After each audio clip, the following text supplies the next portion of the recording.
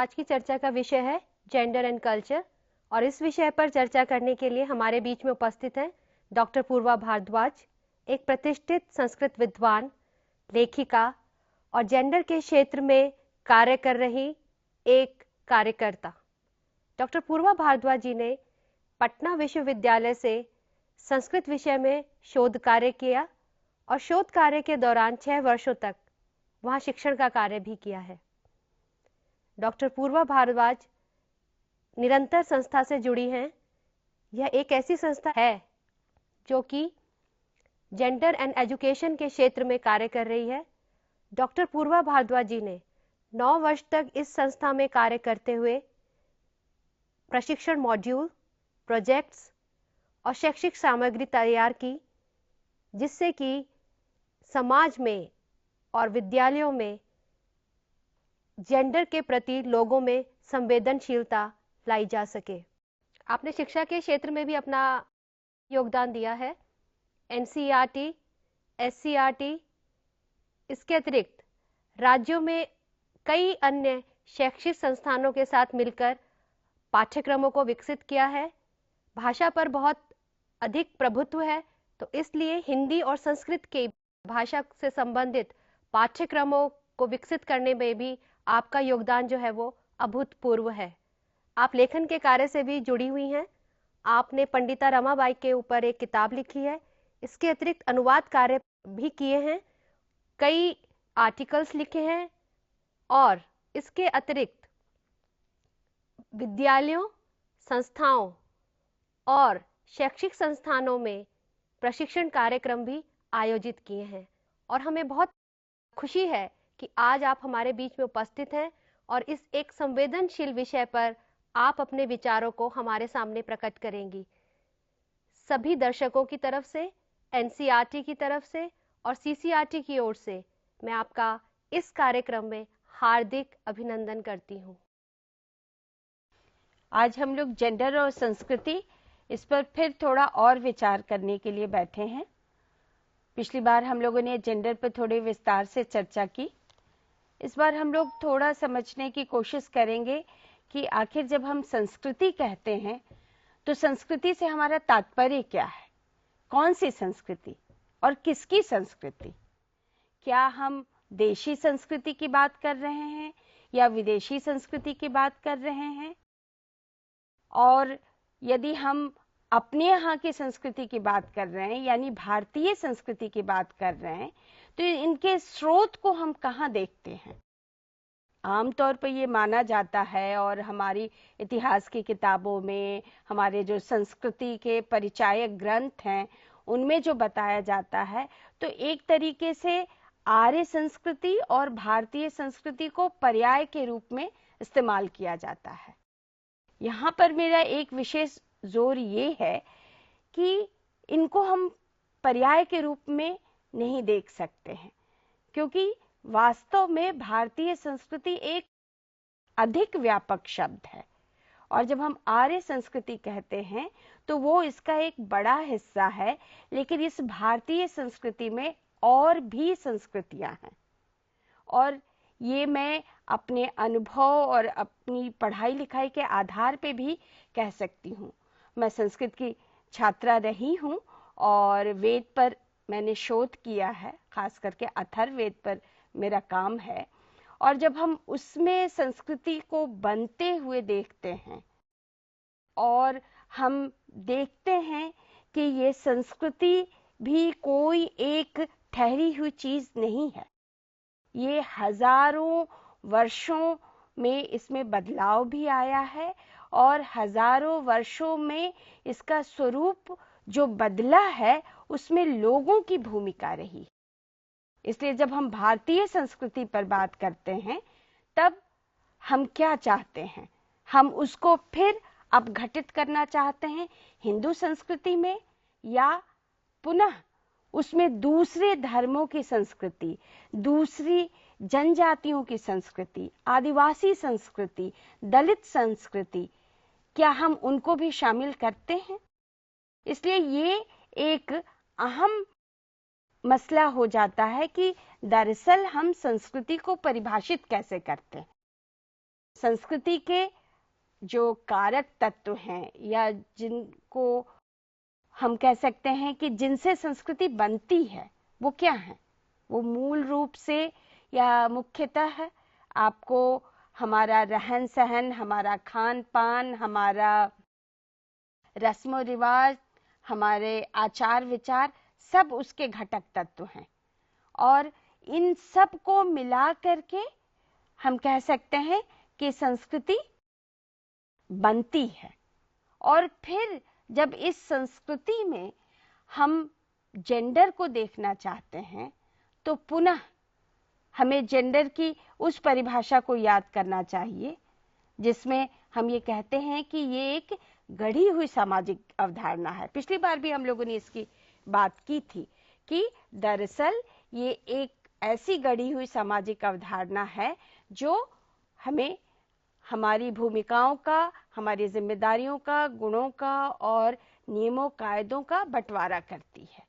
Gender के बारे में हम लोगों ने पिछली बार थोड़े विस्तार से बात की थी, इसलिए अभी उसके ब्यौरे में मैं नहीं जाऊंगी, लेकिन इसको ज़रूर दोहराना चाहूँगी कि जेंडर का मतलब सिर्फ स्त्री नहीं है और हमें इसे एक सामाजिक कोटि के रूप में, संसाधनों और सत्ता के बंटवारे के रूप में हमें देखना होगा।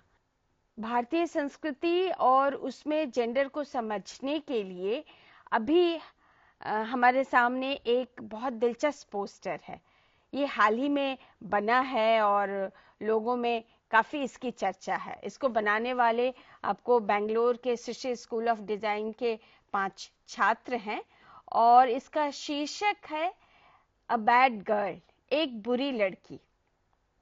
यानी हमारी संस्कृति में किसको बुरा कहा जाता है, कौन सी लड़की बुरी है, ये तय होता है कि हमारी संस्कृति में क्या पैमाना है नापने का अच्छे और बुरे को।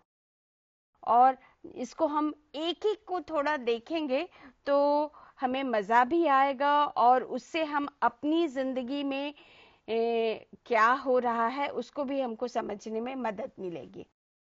आजकल सोशल मीडिया का समय है, बच्चे खास करके जो युवा हैं वो बहुत सोशल मीडिया पर सक्रिय हैं, वो चाहे फेसबुक हो चाहे ट्विटर हो, और कुछ तो बंद हो गया, तो उसमें बहुत तस्वीरें लोग लगाते हैं और खास करके लड़कियां बहुत तस्वीरें लगाती हैं। उनमें उनकी मुद्रा, उनकी पूरी बॉडी लैंग्वेज को आप देखिए तो उसमें एक बदलाव भी नजर आता है। बहुत सारी लड़कियां आपको तरह तरह की मुद्राएं बनाते हुए दिखेंगी और जिसे पाउट करना कहा जाता है, एक खास तरीके से मुंह को यानी उसको एक खास तरीके से आकार देना, और वो बहुत फैशन में है। अक्सर युवा लड़कियां पाउट करते हुए अपनी तस्वीरें खिंचाती हैं और ये बहुत सेक्सुअल भी एक तरीके से कहा जा सकता है, एक सेक्सुअल एक्सप्रेशन भी है। जैसा कि पिछली बार हमने जिक्र किया था कि जेंडर और सेक्सुअलिटी इन दोनों का गहरा नाता है। तो जब हम पाउट करते हुए लड़की को देखते हैं तो इस पोस्टर में सबसे पहले एक बुरी लड़की का जो उदाहरण है वो एक पाउट करती हुई लड़की है। उसके बाद जो शराब पीती है, जो सिगरेट पीती है और जो बहुत खाती है, जो अश्लील फिल्में या अश्लील सामग्री देखती है, पोर्नोग्राफी देखती है, जो रोटियां गोल नहीं बना सकती है, वो बुरी लड़की है। जिसके शरीर का उभार ज्यादा है, या कहें जो अपने शरीर के उभार को दिखाना पसंद करती है, वो चाहे खुले कपड़े ऊपर के हों या जीन्स हो, हम इन दोनों में देख सकते हैं। और इसको हम इससे भी समझ सकते हैं कि क्यों इन खास कपड़ों पर पाबंदी लगाई जाती है। एक समय तो ये था और अभी भी बहुत जगह है कि लड़कियों को चूड़ीदार पहनने की भी मनाही थी। शलवार तो ढीली ढाली है तो उसमें कोई दिक्कत नहीं है, लेकिन चूड़ीदार में शायद पैर की बनावट नजर आती है। जीन्स पे भी पाबंदी की एक मूल वजह यही है कि उसमें आपके शरीर का उभार साफ नजर आता है। तो जो शरीर के उभार को दिखाती है वो बुरी लड़की है। जो बहुत कम खाती है वो भी बुरी लड़की है। और जो गोवा जाती है वो बुरी लड़की है। गोवा एक तरीके से पर्यटन का, टूरिज्म का और एक खुले माहौल का प्रतीक बन गया है। आप कहीं भी घूमने जाइए, आप समुद्र किनारे जाइए तो समुद्र किनारे भी अलग अलग हैं। यदि आप पुरी कहते हैं तो पुरी के साथ हमारा जुड़ा हुआ है मंदिर, और एक तरीके से पुरी को हम एक धार्मिक स्थल का पर्यटन उस रूप में देखते हैं। लेकिन जैसे ही गोवा भ्रमण की बात हम करते हैं तो हमारे सामने एक दूसरी तस्वीर नजर आती है, और गोवा लड़कियों का जाना एक खास तरह का संदेश देता है। अगली बुरी लड़की कौन है? चित्र देखिए। जिस लड़की के बाल खुले हैं, वो जो बाल लहरा के चल रही है और जिसने गॉगल्स लगा रखा है। बुरी लड़की वो है जिसकी लड़कों पे निगाह है, जो पार्क में यानी सार्वजनिक स्थलों पर प्रेम करती है और प्रेम का प्रदर्शन करती है। बुरी लड़की वो भी है जो मोटरसाइकिल चलाती है। यानी भारतीय संस्कृति में जो भी जेंडर और यौनिकता के कायदे हैं, उन सब को लेते हुए बहुत ही दिलचस्प तरीके से इस पोस्टर में ये दिखाया गया है कि आज की एक आधुनिक बुरी लड़की कौन है और समाज उसको कैसे देखता है। जब हम देखते हैं कि लड़कियों के मोबिलिटी, वो कहाँ आएंगी, कहाँ जाएंगी, क्या पहनेंगी, क्या खाएंगी, कितना खाएंगी, क्या काम करेंगी, इन सब को लेकर के जो कायदे हैं, उन कायदों को यदि चुनौती दी जा रही है या उसमें छूट ली जा रही है तो सीधे वो लड़की बुरी लड़की के ठप्पे से नवाजी जाती है। और इसका ठीक उलट आपको अच्छी लड़की है। यानी अच्छी लड़की वो है जो फिर आपको किसी तरह का नशा नहीं करती है। यहाँ मैं जरूर रेखांकित करना चाहूंगी कि जब हम जेंडर और यौनिकता के कायदों को भी समझने की बात कर रहे हैं और उस संदर्भ में यदि किसी तरह के नशे या किसी तरह की इसकी बात हो रही है तो ये कतई नहीं है कि हम किसी भी प्रकार के नशा सेवन की को स्वीकृति दे रहे हैं। बात उसकी नहीं है। बात ये है कि हम कैसे उसको देखते हैं। हमने देखा है और हम जानते हैं कि जैसे धूम्रपान गलत है, स्वास्थ्य के लिए हानिकारक है। इन दिनों तो फिल्मों में और टीवी सीरियल में भी आपको एक टिकर आता है कि इसकी चेतावनी दी जाती है कि ये किस तरीके से स्वास्थ्य के लिए हानिकारक है।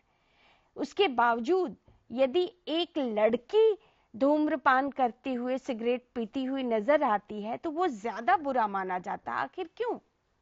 हमने कभी सोचा अरे लड़की होके सिगरेट पी रही है?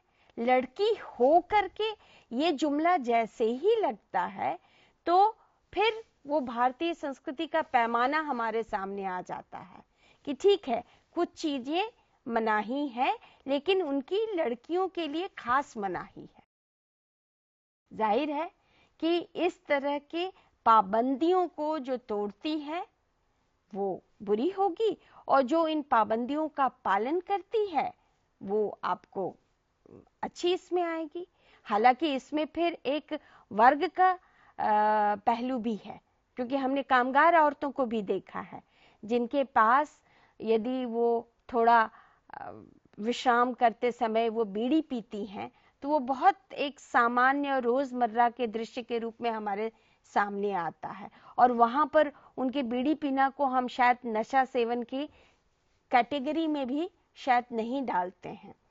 तो जिन पाबंदियों और जिन नियमों का उल्लंघन करने की बात कही गई है इस पोस्टर में, वो किस तरीके से हमारे सामने भारतीय संस्कृति के पैमाने पर कटाक्ष करती है, ये हमें समझना होगा। और ये पैमाना आज से नहीं चला आ रहा है, बहुत पहले से चला आ रहा है। हमारे सामने ये प्रस्तुत किया जाता है कि भाई भारतीय संस्कृति तो इसलिए भी महान है क्योंकि हमने औरतों को देवी का दर्जा दिया है।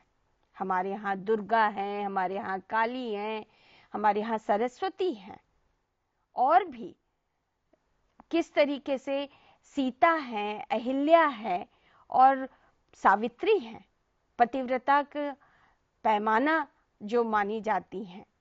तो फिर हमें इनको कैसे देखना चाहिए? यदि हम वेदों को, वैदिक संस्कृति को भी पलट करके देखें तो हम देखते हैं कि गिनी चुनी महिलाएं हमारे सामने आती हैं। गार्गी और मैत्रेयी की बात होती है, अपाला की बात होती है। कितनी है, उनकी संख्या कितनी है?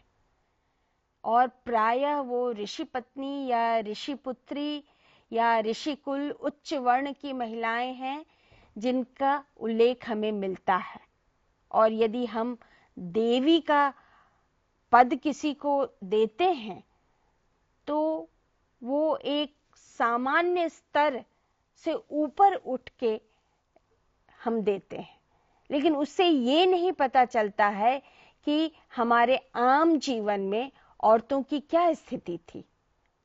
और हम वैदिक संस्कृति के बाद का जो साहित्य है जिसमें एक तरीके से ज्यादा जकड़न है, वैदिक संस्कृति को मैं मानती हूँ, खास करके जो ऋग्वेद वगैरह हैं, वो तो मूलतः आपको इस दुनिया को समझने की एक खोज है, एक इस दुनिया को समझने की एक तरह की काव्यपूर्ण अभिव्यक्ति है। खास करके ऋग्वेद, उसमें हम देखते हैं कि किस तरीके से लोग इस दुनिया की गुत्थी को समझने की कोशिश कर रहे थे। इसीलिए ऋग्वेद में जो हमको देवता भी मिलते हैं, प्रायः कौन से देवता मिलते हैं? ये वो देवता हैं जो प्राकृतिक शक्तियों के प्रतीक हैं। अग्नि है, इंद्र है, मरुत है, वरुण है। आपको उषा मिलती हैं, उषा देवी मिलती हैं, जिनका सूर्य के साथ हम संबंध देते हैं। ये सब प्राकृतिक शक्तियों और कहीं न कहीं उनसे जुड़े हुए हैं और उनके प्रतीक के रूप में हैं, जो कि कालांतर में और धीरे धीरे देवताओं के रूप में प्रतिष्ठित हो गए। तो दरअसल जब हम संस्कृति को देखने की बात करते हैं तो संस्कृति किन पड़ावों से गुजरी है और किस तरीके से स्वरूप ग्रहण कर रही है, उसको भी हमें देखना होगा। और इसके साथ हमें ये भी ध्यान में रखना होगा कि इस संस्कृति में किस तरीके से पितृसत्तात्मक समाज की संरचना गुथ जाती है। और ये भी कोई थोड़े समय में नहीं हुआ, ये भी एक लंबे वक्फे में हुआ है, जब इस समाज का ढांचा, पितृसत्तात्मक ढांचा बन गया पूरी तरह से और एक तरीके से उसमें मजबूती आती चली गई समय के साथ साथ। हम बाद के साहित्य में थोड़ा देखते हैं और जो हमारे जो धर्म सूत्र वगैरह हैं, जो स्मृतियां हैं, उनमें हम देखते हैं कि बहुत कठोर नियम स्त्री और पुरुष दोनों के लिए बना दिए गए हैं। खास करके मनुस्मृति का तो बहुत जिक्र होता है। यहाँ पर मैं मनुस्मृति के कुछ मंत्रों का और जो लोकप्रिय साहित्य है उसके कुछ अंशों को आपके सामने रखना चाहूंगी, जिनका जिक्र पंडिता रमाबाई ने अपने लेखन में किया है। आप लोग शायद पंडिता रमाबाई से परिचित होंगे। पंडिता रमाबाई कहा जा सकता है आधुनिक स्त्री शिक्षा में जिनका सबसे अधिक योगदान है, उन व्यक्तियों में से हैं। 1858 में उनका जन्म हुआ और 1922 में उनकी मृत्यु हुई।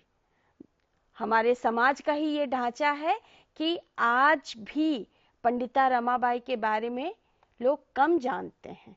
उसकी भी वजह है और उस पर भी शायद हम आगे बात करेंगे।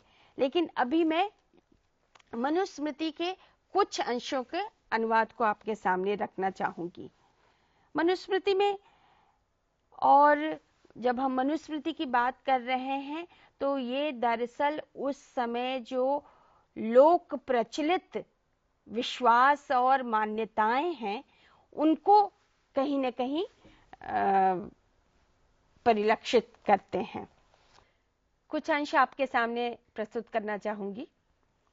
स्त्री की रक्षा बचपन में पिता करता है, युवावस्था में पति करता है और वृद्धावस्था में पुत्र करते हैं। स्त्री स्वतंत्र रहने के योग्य नहीं है, ये बहुत स्पष्ट शब्दों में कहा गया है। आगे, स्त्रियों को दुष्चरित्र प्रवृत्तियों से विशेष रूप से बचना चाहिए, क्योंकि आरक्षित स्त्रियां दोनों कुलों को संतप्त करती हैं। और जब हम दोनों कुल कह रहे हैं तो जाहिर है स्त्री के लिए एक कुल उसके पिता का यानी उसके मायके का कुल है, और दूसरा स्वाभाविक रूप से उसके ससुराल का यानी जहां वो शादी के बाद जाती है उसका कुल है। तो इन दोनों कुल को वो संतप्त करती है, इसलिए उसके चरित्र की रक्षा अत्यावश्यक है। समस्त वर्णों के इस उत्तम धर्म को देखते हुए दुर्बल पति भी स्त्री की रक्षा करने के लिए यत्न करते हैं। कोई भी बल द्वारा स्त्री की रक्षा नहीं कर सकता, किंतु इन उपायों से स्त्री की रक्षा की जा सकती है। कैसे? स्त्री को धन के संग्रह, व्यय, वस्तु और पदार्थों की शुद्धि, पति तथा अग्नि की सेवा, घर तथा बर्तन आदि की सफाई में नियुक्त करें। सिर्फ यही नहीं, हम धर्म सूत्रों को या धर्म शास्त्रों को ही हम क्यों देखें? जो लौकिक साहित्य है, जो लोगों में प्रचलित साहित्य है, उसका अंश भी पंडिता रमाबाई ने उद्धृत किया है और एक लोकाचार संहिता के प्रश्नोत्तर के कुछ भाग को कहावत के रूप में उन्होंने रखा है। प्रश्नोत्तर, पहला प्रश्न है, निर्दय कौन है? उत्तर, दुष्ट का हृदय। अगला प्रश्न, इससे भी क्रूर क्या है? उत्तर, स्त्री का हृदय। प्रश्न, सबसे क्रूरतम क्या है? उत्तर, पुत्रहीन निर्धन विधवा का हृदय। हम अपनी संस्कृति को ही सामने रख रहे हैं और उसी पे चर्चा कर रहे हैं।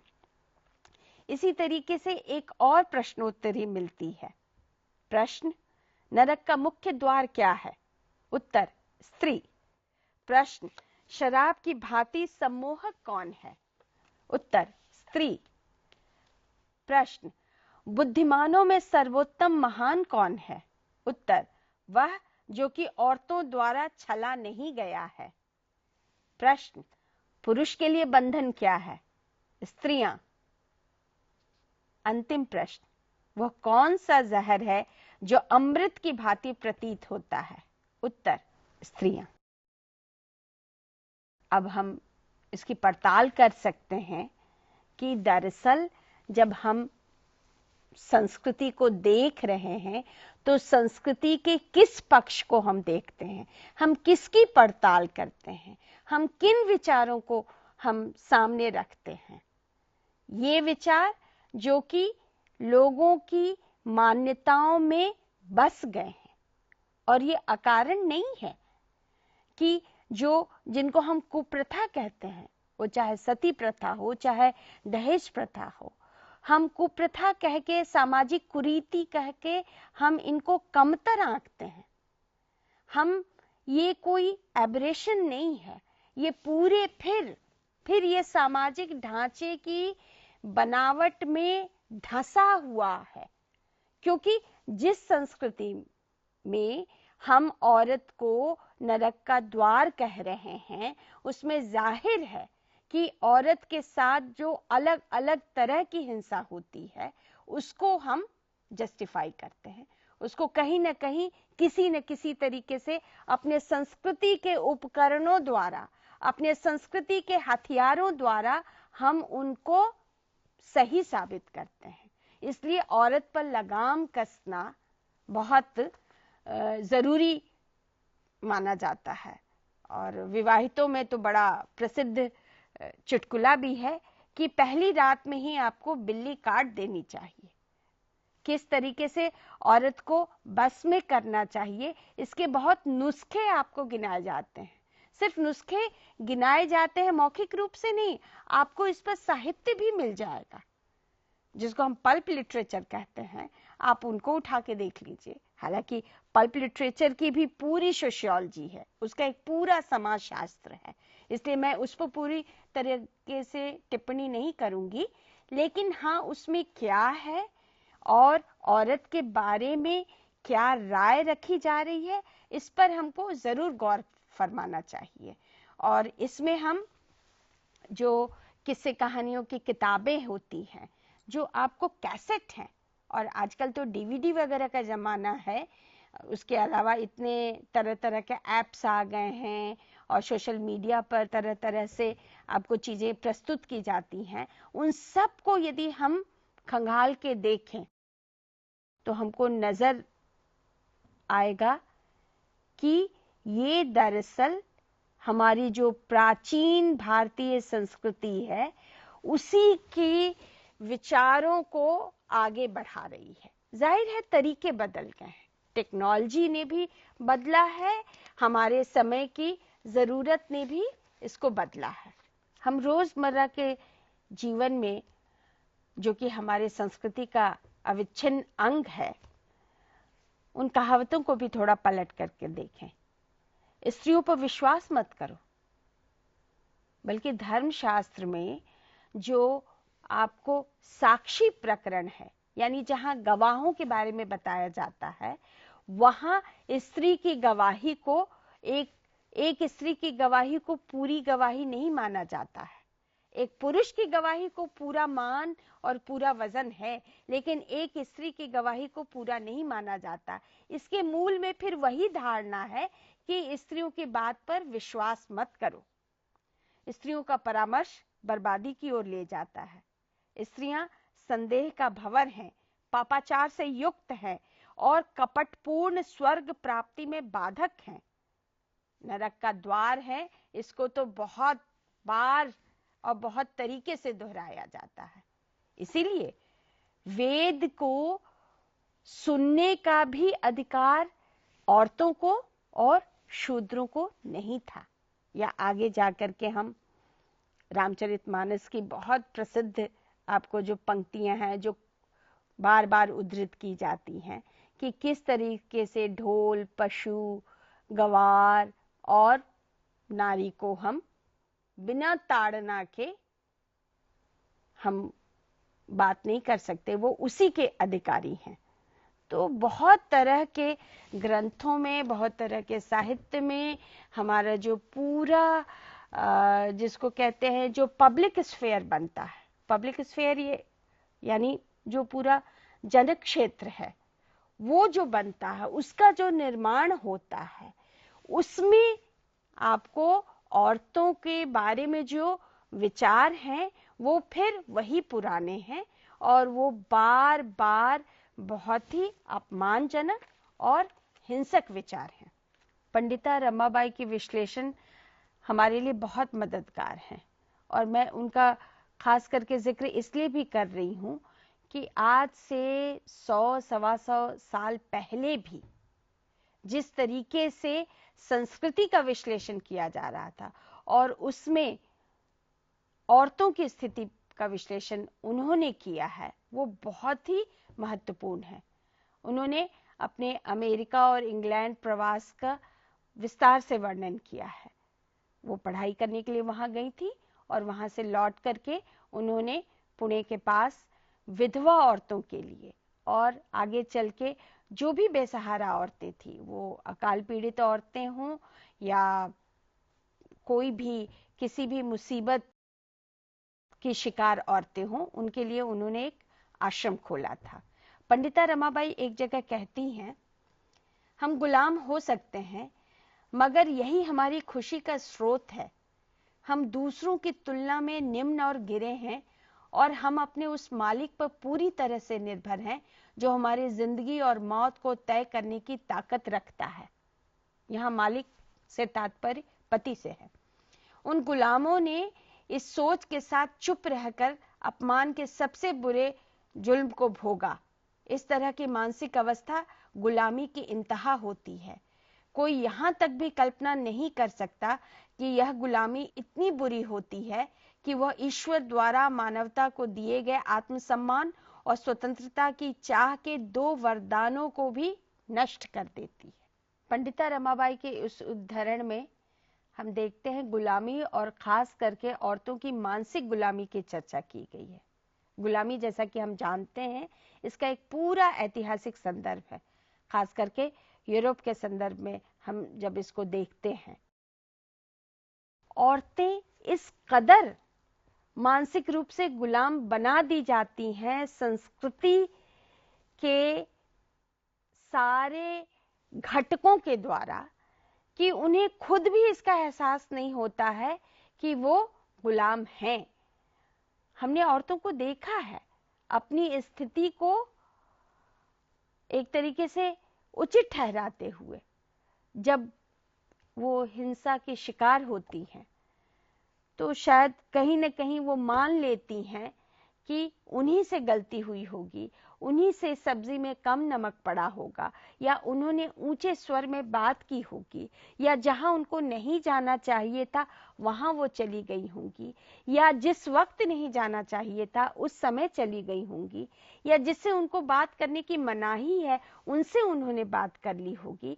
शायद इसलिए उन पर हिंसा हुई और इसलिए वो हिंसा उचित ही है और उसको मान लेती हैं, उसका प्रतिकार नहीं करती हैं। नहीं तो ये अकारण नहीं था कि अभी भी आज 21वीं सदी में भी औरतों के खिलाफ हिंसा जिस बड़े पैमाने पे होती है वो जारी रहती। यदि इसका डट के और बराबरी के स्तर पर प्रतिरोध किया गया होता, जिस तरीके से हम लोगों ने बहुत चीजों से संघर्ष किया है, हम सब ने संघर्ष किया है, वो यदि हमने किया होता तो शायद इस मानसिक गुलामी से भी हमें छुटकारा मिल सकता था। और फिर जब हम संस्कृति की बार बार बात कर रहे हैं तो जाहिर है कि ये किसी धर्म विशेष की संस्कृति से जुड़ा हुआ मसला नहीं था। हम किसी भी धर्म के संस्कृति को देख ले, हम इस्लाम को देख ले, हम ईसाईयत को देख ले, हम सिख धर्म की जुड़ी संस्कृति को देख लें, हम पाएंगे कि कमोबेश आपको थोड़े बहुत फर्क नजर आएंगे, लेकिन कमोबेश औरतों के मामले में ये सारे धर्म लगभग एक ही तरह का बंधन लगाते हैं। 1910 में एक लेखिका थी ज़हरा, उन्होंने अपनी आप बीती लिखी है। उनका संकलन हमने कलाम निस्वा नाम की किताब में किया था। वो उनके शब्द को जरा सुनिए। वो कहती हैं अपनी आप बीती में, जिंदगी गुजारने को कुत्ता बिल्ली भी गुजार देते हैं, लेकिन किस काम की। इसी तरह हर शख्स की जिंदगी कट जाती है, जमाने हयात खत्म हो जाता है, मतलब उम्र खत्म हो जाती है, मगर बुरी घड़ी की याद उसके दिल से नहीं जाती। कौम तरक्की के जीने तय कर रही है, यानी तरक्की की सीढ़ियां चढ़ रही है और करेगी। ख्यालात में सैकड़ों तब्दीलियां हो गई, हवा का रुख बदल गया, जमाने का रंग कुछ से कुछ हो गया, मगर मेरी फूटी किस्मत की जिस बात के लिए दुहाइयां दी गई, हजारों किस्म के बहाने किए गए, हर चंद टाला मगर वो होकर ही टली। आह, मुझ जैसा बदनसीब कोई न होगा, इससे तो मुझे चूल्हे में झोंक दिया जाता तो बेहतर होता। ये तकलीफ हर वक्त की जलन तो न होती। घड़ी शायद गरज की कोई लम्हा ऐसा नहीं गुजरता जो मुझे अपने फूटे हुए नसीब के नौहा से फुर्सत मिलती हो। यही गम है जो तमाम जिंदगी के लिए काफी हो गया है। दुनिया का खुश व खुर्रम है, जमाने की दुल्हनें ऐशो इशरत में जिंदगी काट रही हैं, लेकिन मैं हूं कि हर वक्त कफे अफसोस मलने के सिवा दूसरा काम नहीं। ये शादी का जिक्र है और किस तरीके से लड़की की शादी उसकी बिना मर्जी के माँ बाप कर देते हैं, उस आप बीती का बयान ज़हरा ने किया है। और ये 1910 की राइटिंग से मैं पढ़ रही हूँ और आपके सामने रख रही हूँ। फर्क अभी बहुत नहीं आया है। यदि हम इस के समय को मिटा दें तो वो लगेगा कि शायद अभी हाल की किसी औरत का लिखा हुआ ये है, क्योंकि स्थितियां बहुत नहीं बदली हैं। इसका ये मतलब नहीं है कि हम किसी भी तरह के परिवर्तन को नकार रहे हैं। परिवर्तन हुआ है, औरतों की स्थितियां बदली हैं, औरतों ने बहुत कुछ हासिल किया है, ये हम जानते हैं, लेकिन उसको हमको समझना पड़ेगा कि कहाँ और कितना हासिल किया है और किस कीमत पर हासिल किया है और कितनों ने हासिल किया है। यदि एक बड़ा तबका, औरतों का एक बड़ा हिस्सा अभी भी यदि इससे वंचित है, तो क्या हम इस तरक्की को सबकी तरक्की कह पाएंगे, या इसे हम संस्कृति की तरक्की कह पाएंगे, या इसे पूरे देश की तरक्की कह पाएंगे, पूरे कौम की तरक्की कह पाएंगे? सवाल हमारे सामने है। ज़हरा साहिबा की अबीती के बाद हम एक और पाठ को थोड़ा पलट करके देखेंगे, और यह है अबलाओं का इंसाफ, स्फुरना देवी का। यह 1927 में छपा था। स्फुरना देवी के बारे में भी लोग नहीं जानते, ज़हरा साहिबा को भी लोग नहीं जानते। ये ऐसी लेखिकाएं हैं जो एक तरीके से गुमनामी में रह गई, क्योंकि एक लंबे समय तक लड़कियों को पढ़ाने लिखाने का न रिवाज था, बल्कि उस पर मनाही थी। लड़कियों को तो लिखने की मनाही थी। यदि किसी तरीके से आपने थोड़ा मौखिक ज्ञान प्राप्त कर लिया, थोड़ा भजन याद कर लिया, थोड़े आपको धार्मिक विचार सुन लिए, तो उसकी इजाजत तो थी, लेकिन लिखने पढ़ने की और खास करके लिखने की मनाही थी। हम लोगों ने स्कूली किताबों का एक विश्लेषण किया था जेंडर के आधार पर, और उसमें हम लोगों ने बहुत सारी किताबों को देखा था। उसमें धार्मिक संस्थानों से निकलने वाली किताबें भी थी, आपको राज्यों द्वारा निकलने वाली किताबें थी, और प्राइवेट जो प्रकाशक हैं उनके द्वारा मुद्रित किताबें भी थी, और हमने उनका विश्लेषण किया था जेंडर की दृष्टि से। उसमें बहुत मजेदार चीजें निकल के आई थी। किस तरीके से स्त्री के बारे में विचार हैं और शिक्षा हमें क्या बताती है। लड़कियों के लिए खास करके उर्दू में एक पूरी श्रृंखला थी किताबों की, लड़कियों की शिक्षा की।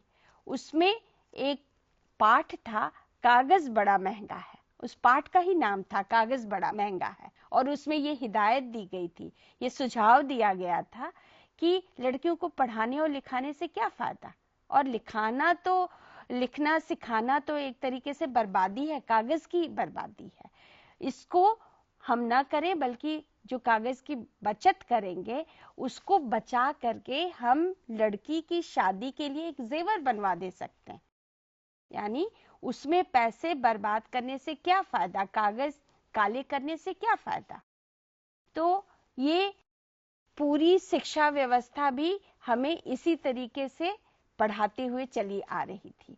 तो हम देखते हैं कि जो ज़हरा साहिबा लिख रही थी और जो स्फुरना देवी लिख रही थी, दोनों में एक तरह का साम्य है। स्फुरना कहती हैं, स्त्रियों को दुख है, उसका कारण समाज से छिपा नहीं है, उसके लिए आंदोलन हो रहा है और उसके मिटाने के उपाय भी सोचे जा रहे हैं। फिर समाज के गुप्त छिद्र प्रकाशित करने से क्या लाभ? भाई, अब इसका रोना क्यों रोया जाए? इसका उत्तर यह है कि स्त्री जाति को जो दुख है, बहुत से लोग तो उन्हें दुखी नहीं मानते, आज भी नहीं मानते हैं। जो दुख मानते हैं उनमें भी ऐसे सज्जन थोड़े हैं जिनको पूरी तरह से उनका अनुभव हो, और जिनको अनुभव है वे उन दुखों के केवल आदि कारणों का निश्चय करके उन्हीं के निवारण करने मात्र की चेष्टा भर करते हैं, परंतु उन आदि कारणों के बाद जो उपद्रव पीछे से हुए हैं उन पर कुछ भी ध्यान नहीं देते। इसी कारण दुख मिटाने के लिए उनसे कुछ फल नहीं हो सकता। जैसे किसी को सर्दी लगकर बुखार और खांसी हो गई, उस पर ठंडी हवा में फिरता रहा, ठंडे कफोत्पादक पदार्थ खाता रहा, इलाज कुछ भी न कराया, बदपरहेजी सब तरह से होती रही। ऐसा करने से ज्वर मुद्दत होकर जीर्ण हो गया, खांसी से फेफड़े पर आघात पहुंचकर यक्ष्मा हो गई यानी टीबी हो गई। साथ में मंदाग्नि और कमजोरी हद दर्जे तक पहुंच गई। अब वैद्य उसके पीछे से होने वाली सहायक बीमारियों पर ध्यान न देकर और उसके पथ्य परहेज आदि का यथोचित प्रबंध हो सकेगा कि नहीं, इस पर विचार न करके केवल बीमारी के आदि कारण सर्दी का ही इलाज करेगा तो क्या वह इस रोग को मिटा सकेगा? कदापि नहीं। कितना स्पष्ट है। हमारी जो मूल समस्या है, उस मूल समस्या की मूल कारण की ही बात यदि सिर्फ की जाती है और जो पूरा सामाजिक संदर्भ है उसकी बात यदि नहीं की जाती है, तो वाकई जो स्फुरना देवी कह रही हैं, इस रोग का निवारण कतई संभव नहीं है। स्फुरना देवी ने बहुत ही आसान शब्दों में और रोजमर्रा के उदाहरण दे करके अपनी बात कही है, जो कि आज भी सही है। हम जिस रोग की बात कर रहे हैं, यानी जिस असंतुलन की बात कर रहे हैं, संस्कृति में असंतुलन है। हमें लगता है कि ये संस्कृति आपको इसमें बराबरी का दर्जा नहीं है। कई जगह हिंसा का कारण भी यही है। तो पूरे संदर्भ को हमको देखना पड़ेगा, क्योंकि आज भी ये स्थितियां जारी हैं। हम जिस समाजीकरण की प्रक्रिया की बात करते हैं, वो अभी भी उसी ढर्रे पर हो रहा है। आखिर ये समाजीकरण है क्या? हमें ये समझना पड़ेगा कि हम जो भी हैं, हम जिस तरीके से बनते हैं, एक तरीके से हमें बनाया जाता है, हमें ढाला जाता है।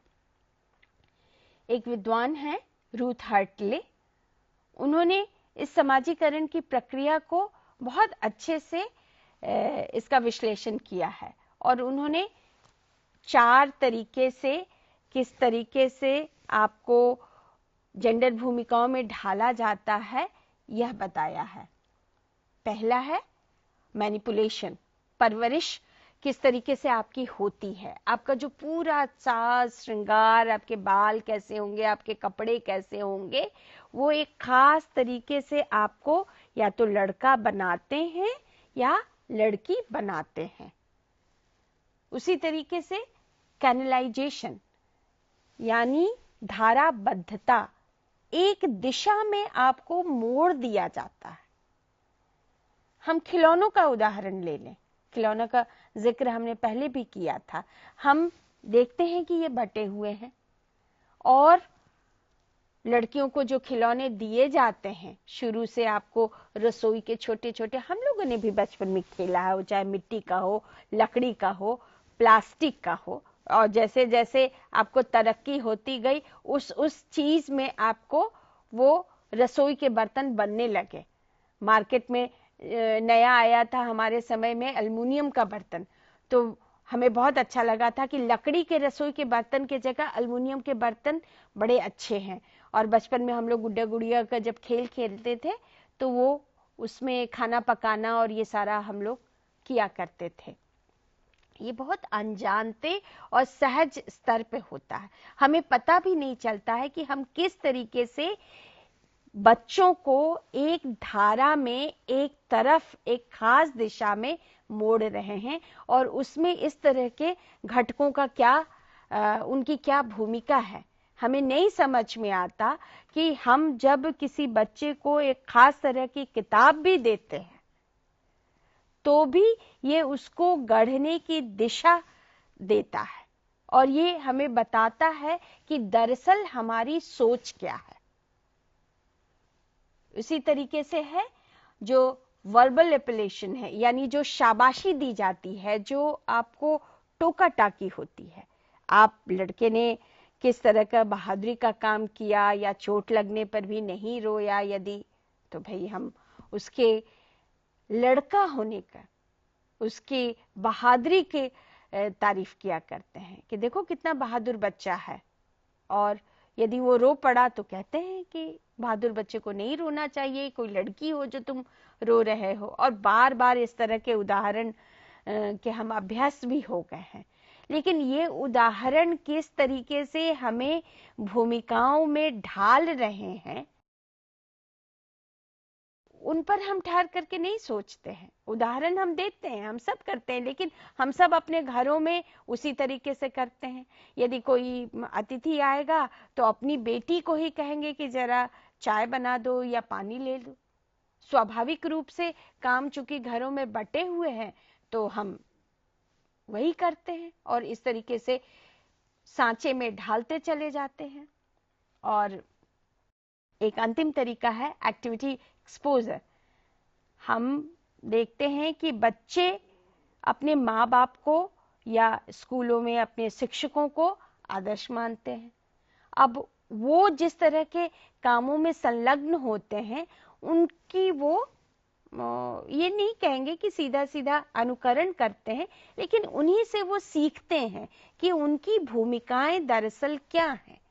यदि स्कूल में जो आपको गेम्स की टीचर है और यदि वो महिला है और एक दबंग महिला है और उसके कपड़े अलग हैं, तो उनका जो स्थान है और उनके साथ जो बच्चों को पेश आने का तरीका है वो एकदम आपको किसी भाषा के शिक्षक या शिक्षिका या संगीत के शिक्षक या शिक्षिका से अलग हो जाता है।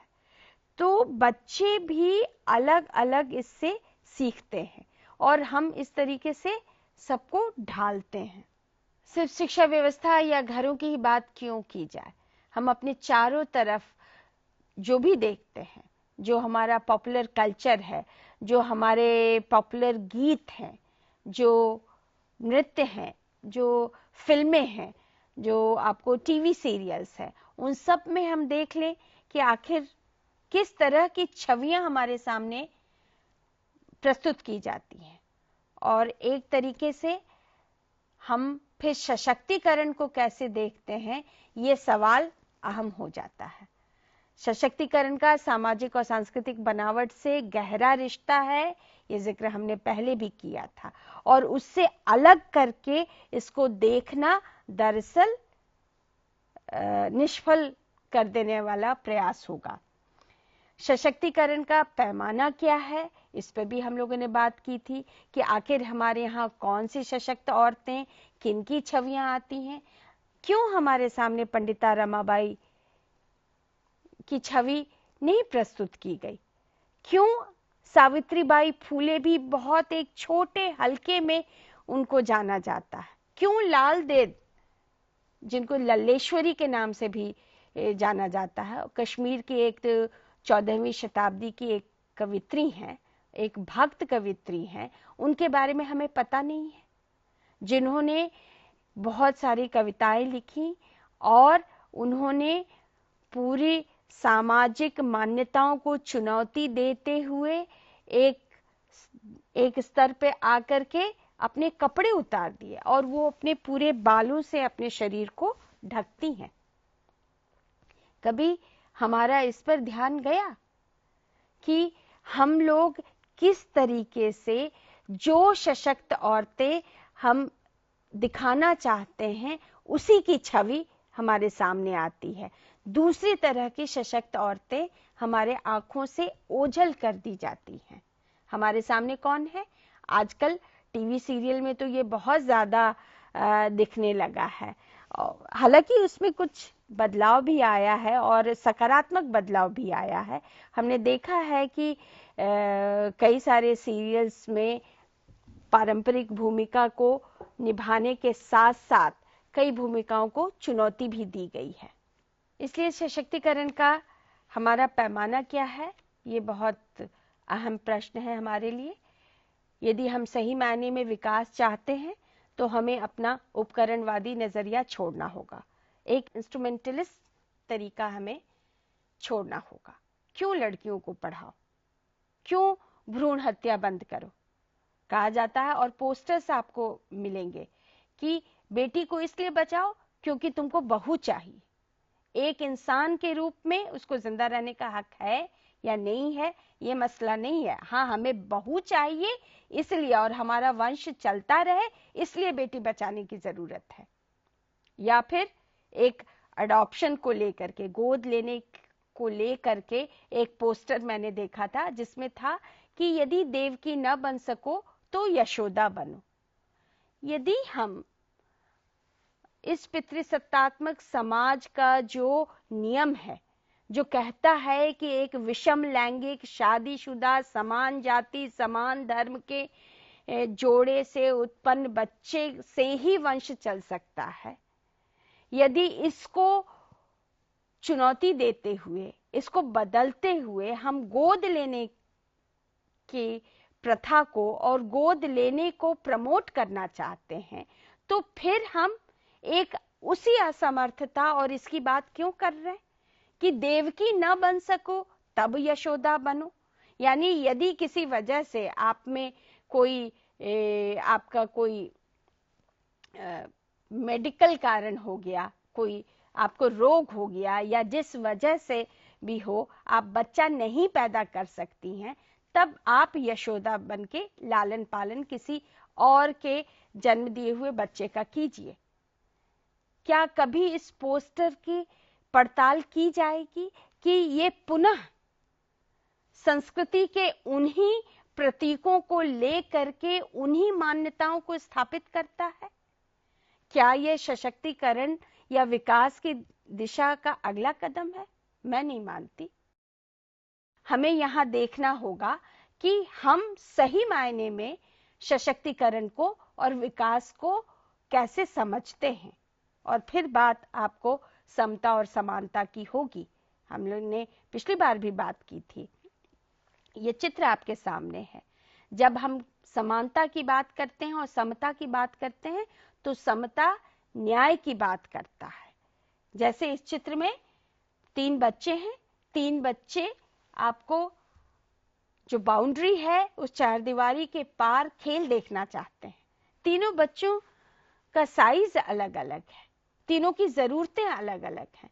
यदि हम इन तीनों को चाहते हैं कि बराबर मौका मिले, समान मौका मिले मैच देखने का, तो तीनों के लिए अलग अलग साइज के, अलग अलग आकार के उनके नीचे में हमको वो पटरा रखना पड़ेगा, वो सुविधाएं उपलब्ध करानी पड़ेंगी, वो मुहैया कराना पड़ेगा जिससे तीनों को आपको मौका मिल सके। और ये समानता से नहीं होगा, इसके लिए हमको समता के मॉडल को ही अपनाना पड़ेगा, और तभी हम न्याय की बात कर सकते हैं। और ये न्याय इसकी डिमांड करता है, इसकी मांग करता है कि हम विविधता की मौजूदगी को माने, जेंडर की विविधता को माने, धर्म की विविधता को माने, भाषा की विविधता को माने, संस्कृति की विविधता को माने, और भी जितने तरह की विविधताएं हमारे चारों तरफ मौजूद हैं, यदि उन विविधताओं को हम जगह देते हैं तो सही मायने में हम संस्कृति को एक ऐसी संस्कृति के रूप में देख पाएंगे जिसमें बराबरी है, समता है और न्याय है। हमें संस्कृति की विविधता को भी पहचानना होगा। संस्कृति कोई एक रूप समरूप नहीं है, अलग अलग संस्कृतियां हैं, और जब तक हम सारी संस्कृतियों को जगह नहीं देंगे तब तक हम जिस समता की बात करते हैं, जिस न्याय की बात करते हैं, वो अधूरा रहेगा, और वो फिर सशक्तिकरण का मसला हमारे सामने बना रहेगा। डॉक्टर पूर्वा भारद्वाज द्वारा जेंडर एंड कल्चर विषय पर एक बहुत ही गंभीर चर्चा हमारे सामने प्रस्तुत की गई, कई विचार हमारे सामने प्रस्तुत किए गए, और हमें विवश किया गया कि कई ऐसे पहलू हैं जिस पर हमें ध्यान देना आवश्यक है।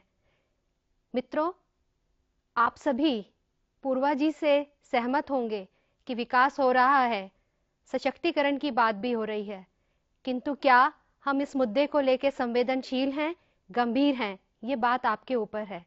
किंतु पूर्वा जी द्वारा प्रस्तुत किए गए विचारों और उनकी चर्चा के लिए मैं उनका हार्दिक धन्यवाद देती हूँ, आपकी तरफ से, CCRT की तरफ से और CIET की तरफ से। धन्यवाद पूर्वा जी।